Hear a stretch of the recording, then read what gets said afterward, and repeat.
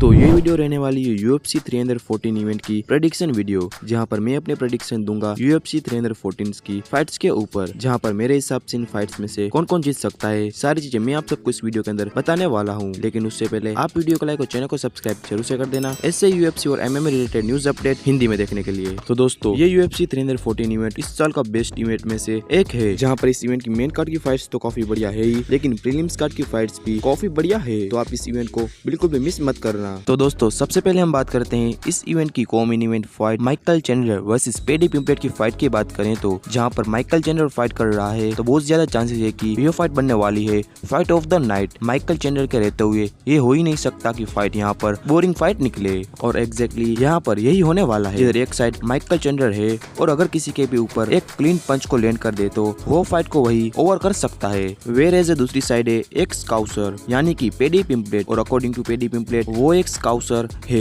वो नॉकआउट हो ही नहीं सकता। तो अब यही देखना काफी इंटरेस्टिंग होगा कि एक स्काउसर के चिन कैसे होल्ड करती है against Iron Mike Chandler. Of the bet यहाँ पर अगर हम देखें तो दोनों के साइज में काफी ज्यादा डिफरेंस है, जहाँ पर पेडी पिम्पलेट एक लॉन्ग फाइटर है, बट अगर रीज की बात करें तो रीज में इतना ज्यादा डिफरेंस नहीं है। वेयरएज दोनों से किसके पास पावर ज्यादा है? ऑब्वियसली माइकल चैंडलर के पास बहुत ज्यादा पावर है, बट यहाँ पर मेन क्वेश्चन ये बनता है कि क्या पेडी पिम्पलेट माइकल चैंडलर को अपनी पावर को शो भी करने देगा? पेडी एक काफी ज्यादा अच्छा रेसलर है और गारंटी लगा के चलो कि वह पहले ही राउंड से देखने वाला है कि वो माइकल चैंडलर को ग्राउंड पे लेके जाए और ग्राउंड पे उसे सबमिट करने का देखे। माइकल चैंडलर के अगेंस्ट स्ट्राइकिंग करना बहुत ज्यादा मुश्किल है। माइकल चैंडलर के अगेंस्ट स्ट्राइकिंग करना हमेशा डेंजरस रहेगा। माइकल चैंडलर एक ही पंच से अपने ओपोनेंट को नॉकआउट कर दे, और यहाँ फाइट में भी एग्जैक्टली वही देखने वाला है। और इसी के साथ यहाँ पर माइकल चैंडलर के लिए एक बहुत बड़ी एडवांटेज है, क्योंकि पेडी पिम्पलेट के अगर हम स्ट्राइकिंग डिफेंस को देखें तो उसका डिफेंस काफी एवरेज सा है, और उसी अगर चिन की बात करें तो वो अपनी चिन को हवा में रखता है। जब भी पेडी पिम्पलेट बैकडाउन हो रहा होता है तो उसकी चिन हमेशा हवा में ही रहती है। वो बहुत बार अपने ओपोनेंट के पंचिस से अटैक भी हो चुका है। अगर यहाँ पर पेडी के इसको ठीक नहीं किया तो फिर माइकल चैंडलर भी उसी चिन को फाइंड करने वाला है, और आई एम नॉट श्योर कि माइकल चैंडलर के बिग पंचिस को एक स्काउसर ले पाएगा। अगर हम यहाँ पर माइकल की वीकनेस की बात करें तो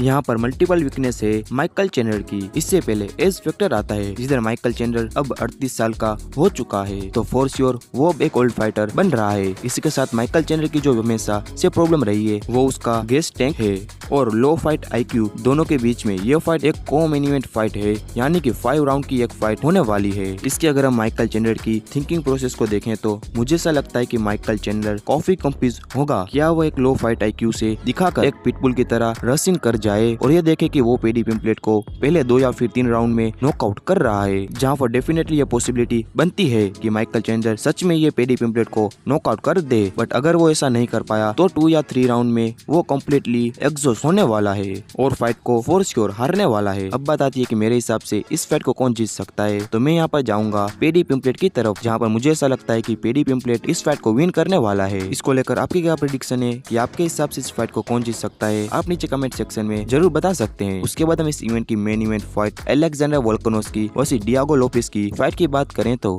for the vacant featherweight championship belt. Trust me guys, ये बहुत ज्यादा ट्रिकी फाइट है। हम मे भी अलेक्जेंडर वोल्कानोव्स्की को लगातार 3 बार भी नॉकआउट हुआ देख सकते हैं, क्योंकि डियागो लोपेस के पास डेफिनेटली उतनी पावर है कि अगर वो अपने पंचिस को कनेक्ट कर दे तो अलेक्जेंडर को फाइट में नॉकआउट कर सकता है। मुझे यही चीज बहुत ज्यादा हर्ट करने वाली है अगर सच में ऐसा हो गया। बट एनीवेज, अभी हम इन दोनों को कंपेयर करें तो यहाँ पर भी साइज का डिफरेंस बहुत ज्यादा है, जिसे Diego Lopes overall featherweight division के लिए एक काफी बड़ा फाइटर है। यहाँ पर भी डेफिनेटली अलेक्जेंडर के अगेंस्ट उसके पास काफी साइज का एडवांटेज रहने वाला है। बट जब रीच की बात करें तो दोनों के बीच में ज्यादा डिफरेंस नहीं है, जहाँ पर दोनों की रीच मैच होती है। मुझे ऐसा लगता है कि इस फाइट को जो डिसीजन है वो बहुत ज्यादा डिपेंड करने वाला है कि पहले के 2 राउंड में क्या होता है, क्योंकि मेरे लिए ये फाइट बस एक ही वैसे जाने वाली है, और वो है कि पहले 2 राउंड में या तो फिर डियागो लोपेस अलेक्जेंडर को नॉकआउट करने वाला है, या फिर अलेक्जेंडर पूरी फाइट में डियागो लोपेस को आउट स्ट्राइकिंग करने वाला है। आउट स्ट्राइक करके उसके 5 राउंड बीट करेगा। डियागो लोपेस एक काफी अग्रेसिव फाइटर है, एंड वी नो कि अलेक्जेंडर लगातार 2 बार नॉकआउट होते हुए आ रहा है, तो ऐसा भी हो सकता है कि हम अलेक्जेंडर को यहाँ पर भी थोड़ा सा गन शाई होता हुआ देखें, और ये चीज अलेक्जेंडर के लिए बहुत बुरी रहेगी। बट मुझे ऐसा लगता है कि अलेक्जेंडर एक ऐसा फाइटर है जिसके पास बहुत ज्यादा फाइट IQ है, वो हमेशा फाइट में प्रेजेंट रहता है। इसीलिए हम देख सकते हैं कि अलेक्जेंडर डियागो लोपेस के लिए एक बहुत अच्छा गेम प्लान बनाया होगा, जहाँ पर वो लोपेस के पावर पंचिस को अवॉइड कर रहा है, और जब भी लोपेस अपनी एनर्जी को यूज कर रहा है इन पावर पंचिस को थ्रो करने में, तो वहाँ पर अलेक्जेंडर उसे पनिश कर रहा है। काउंटर करके डियागो लोपेस की फाइट गेम प्लान को डेफिनेटली कुछ ऐसे पैटर्न्स है जो वो हमेशा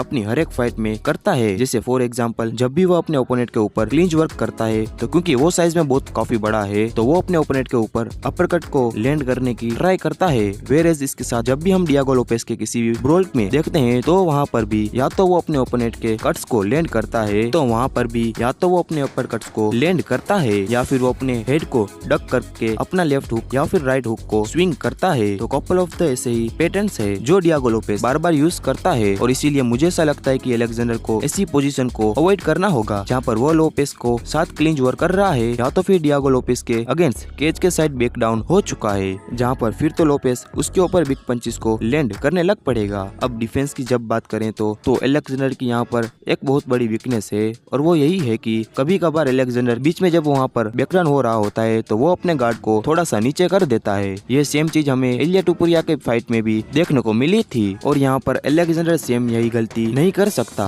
क्योंकि डियागो लोपेस के पास साइज की एडवांटेज है। और अगर हम डियागो लोपेस के फाइटिंग स्टाइल को भी देखें तो वो काफी लीन फॉरवर्ड करके फाइट करता है, तो इसीलिए बाई चांस अगर ऐसा हुआ कि दोनों के बीच में पंचेस एक्सचेंज हो रहे हैं और वो फाइट अलेक्जेंडर हेड्स डाउन करके बैक डाउन हो रहा है तो डेफिनेट डियागो लोपेस अपने राइट पंचेस को अलेक्जेंडर के ऊपर लैंड करने वाला है और हमें शायद ऐसा देखने को मिले कि डियागो लोपेस अलेक्जेंडर को नॉकआउट कर रहा है। तो आखिर में बात आती है कि मेरे हिसाब से इस फाइट को कौन विन कर सकता है। तो मुझे दोनों ही फाइटर्स काफी ज्यादा पसंद है, लेकिन मुझे ऐसा लगता है कि अलेक्जेंडर वोल्कानोव्स्की इस फाइट को विन करने वाला है बाय डिसीजन। इसमें आपका क्या ओपिनियन है? क्या अलेक्जेंडर वोल्कानोव्स्की इस फाइट को विन करने वाला है या फिर नहीं? इसमें आप अपनी प्रेडिक्शन नीचे कमेंट सेक्शन में जरूर बता सकते हैं। तो दोस्तों ये थी आज की वीडियो। अगर वीडियो पसंद आई तो वीडियो को लाइक और चैनल को सब्सक्राइब जरूर से कर देना ऐसे यूएफसी और MMA related news update Hindi में देखने के लिए। और दोस्तों अगर आपको यूएफसी 314 इवेंट की सारी फाइट्स के ऊपर मेरी प्रेडिक्शन जाननी है तो आप मुझे इंस्टाग्राम पर फॉलो कर सकते हो। वहाँ पर मैं यूएफसी 314 इवेंट की सारी फाइट के ऊपर अपनी प्रेडिक्शन दूंगा।